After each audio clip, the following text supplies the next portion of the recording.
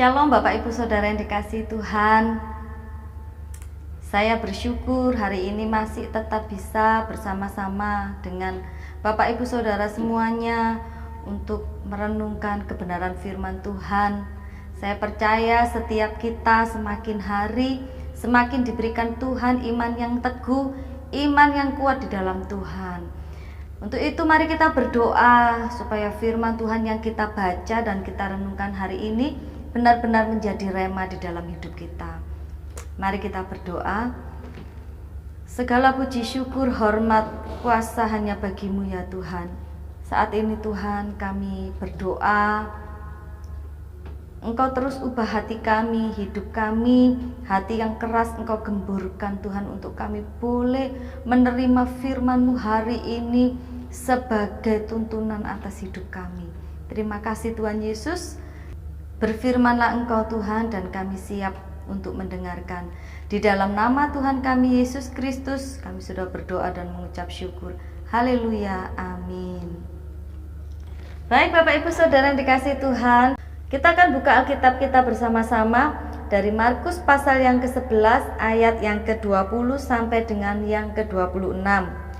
Pohon ara yang sudah kering, nasihat Yesus tentang doa. Pagi-pagi ketika Yesus dan murid-muridnya lewat, mereka melihat pohon ara tadi sudah kering sampai ke akar-akarnya. Maka teringatlah Petrus akan apa yang telah terjadi. Lalu ia berkata kepada Yesus, "Rabi, lihatlah pohon ara yang kau kutuk itu sudah kering." Yesus menjawab mereka, "Percayalah kepada Allah. Aku berkata kepadamu, sesungguhnya barang siapa berkata kepada gunung ini, beranjaklah dan tercampaklah ke dalam laut, asal tidak bimbang hatinya, tetapi percaya bahwa apa yang dikatakannya itu akan terjadi, maka hal itu akan terjadi baginya. Karena itu aku berkata kepadamu, apa saja yang kamu minta dan doakan, percayalah bahwa kamu telah menerimanya, maka hal itu akan diberikannya kepadamu. Dan jika kamu berdiri untuk berdoa, ampunilah dahulu sekiranya ada barang sesuatu dalam hatimu terhadap seseorang, supaya juga Bapamu yang di surga mengampuni kesalahan-kesalahanmu. Tetapi jika kamu tidak mengampuni, maka Bapamu yang di surga juga tidak mengampuni kesalahan-kesalahanmu." Puji nama Tuhan. Bapak Ibu Saudara yang dikasihi Tuhan, kejadian Tuhan Yesus mengutuk pohon ara itu memberikan kesan tersendiri bagi Petrus. Kalau kita lihat ayat yang ke-21, di situ Petrus mengingatkan kepada Tuhan Yesus. Dia berkata seperti ini, "Rabi, lihatlah pohon ara yang kau kutuk itu sudah kering." Pada saat itu Petrus ingin menginformasikan kepada Tuhan bahwa pohon ara yang dia kutuk, yang Tuhan kutuk pada saat itu, hari ini atau paginya sudah menjadi kering. Tetapi kalau kita lihat ayat yang ke-22, apa yang jadi jawaban Tuhan Yesus atas informasi yang Petrus berikan kepada Tuhan? Tuhan malah menjawab seperti ini, "Percayalah kepada Allah." Dari jawaban Tuhan Yesus ini, sebenarnya Tuhan Yesus ingin memberitahu hal yang paling penting dari hidup ini adalah mempercayai bahwa Tuhan, bahwa Allah sanggup melakukan segala perkara jauh dari apa yang kita pikirkan, jauh dari apa yang kita rencanakan. Tuhan ingin menunjukkan kepada Petrus bahwa Tuhan sanggup melakukan apa saja di dalam kehidupan ini sesuai dengan kehendak dan rencananya.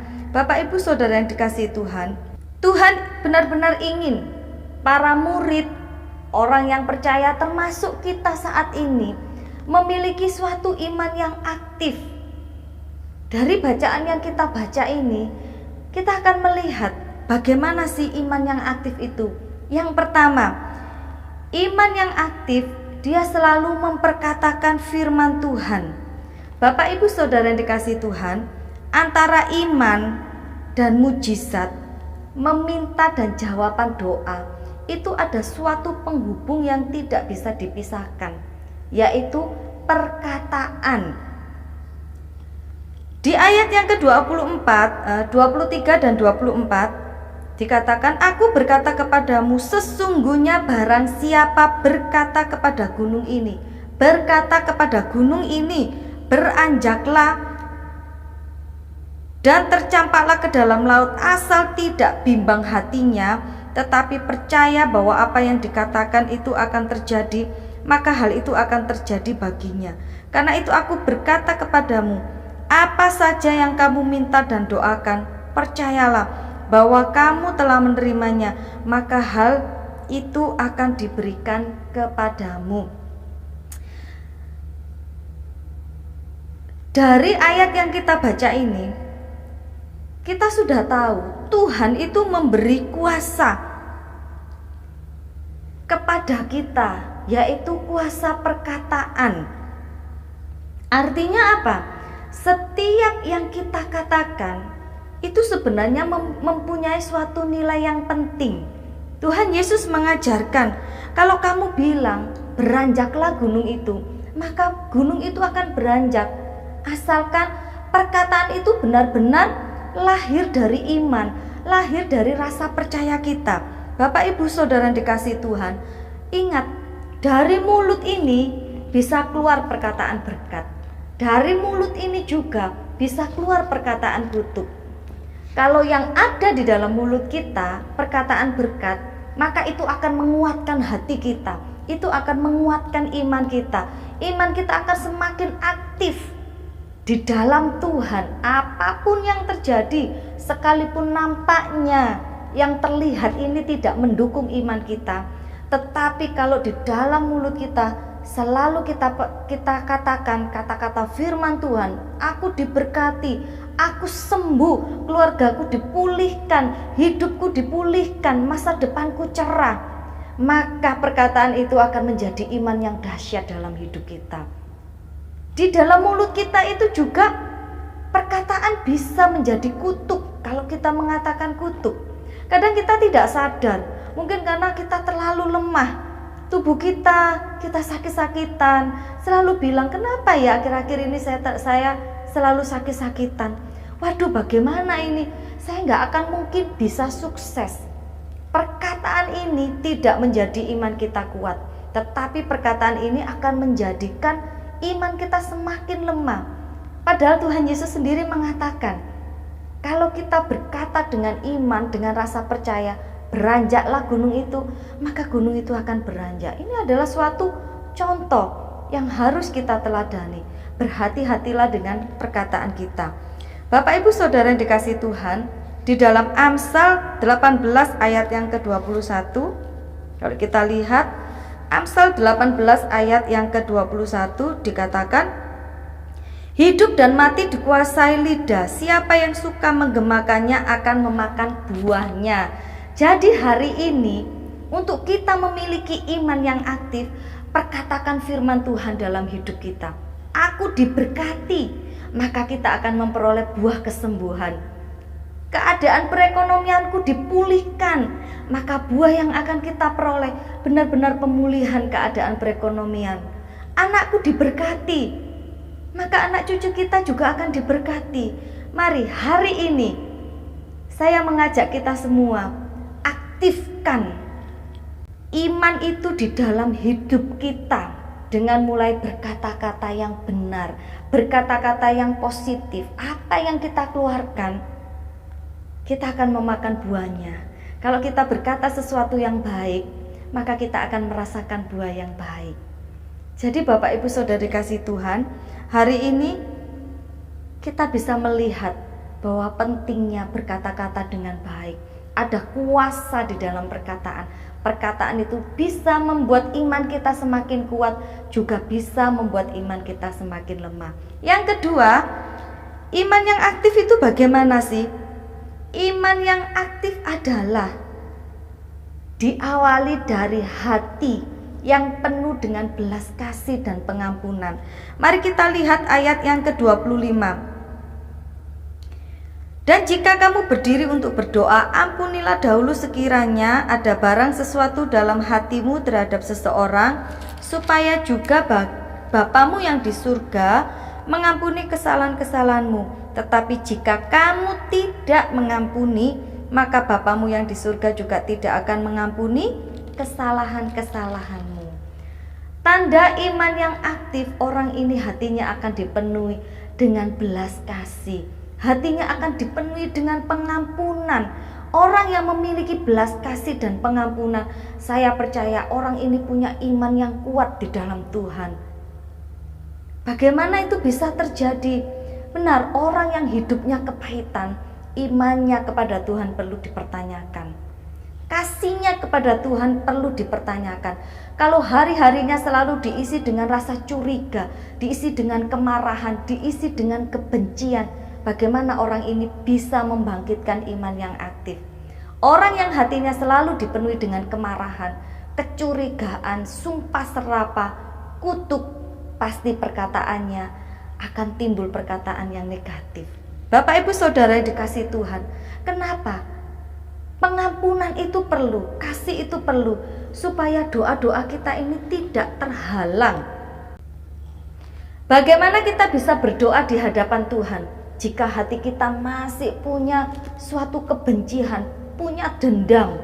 Bagaimana kita bisa minta kepada Tuhan, ampuni saya Tuhan, sedangkan kita sendiri tidak bisa mengampuni orang yang menyakiti kita? Padahal di dalam Alkitab dikatakan, ampuni supaya dosa kita juga diampuni. Mari hari ini aktifkan iman kita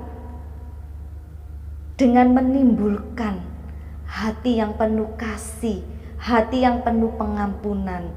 Orang yang mengampuni, hidupnya akan dipenuhi damai sejahtera. Ketika orang ini memiliki damai sejahtera di dalam hidupnya, orang ini akan mudah untuk berdoa.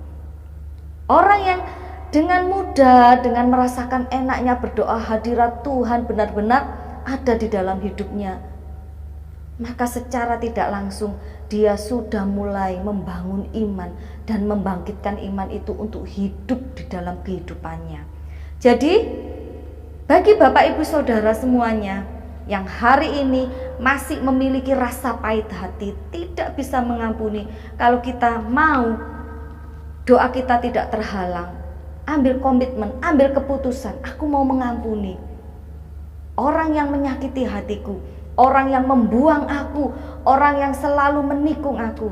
Lepaskan pengampunan dan percayalah, doa kita tidak akan pernah terhalang. Jadi dua hal yang bisa kita lakukan dari nats firman Tuhan ini, bagaimana mengaktifkan iman itu. Yang pertama, selalu perkatakan firman Tuhan di dalam mulut kita. Hidup mati dikuasai oleh lidah. Siapa yang suka menggemakan, dia yang akan menuai buahnya. Karena sama-sama menuai buahnya, lebih baik berkata-kata yang baik, berkata-kata yang membangun, supaya kita juga dapat merasakan buahnya dan orang-orang di sekitar kita juga diberkati oleh setiap perkataan kita. Yang kedua, bagaimana mengaktifkan iman itu? Miliki hati yang penuh belas kasih dan pengampunan, supaya doa-doa kita tidak terhalang.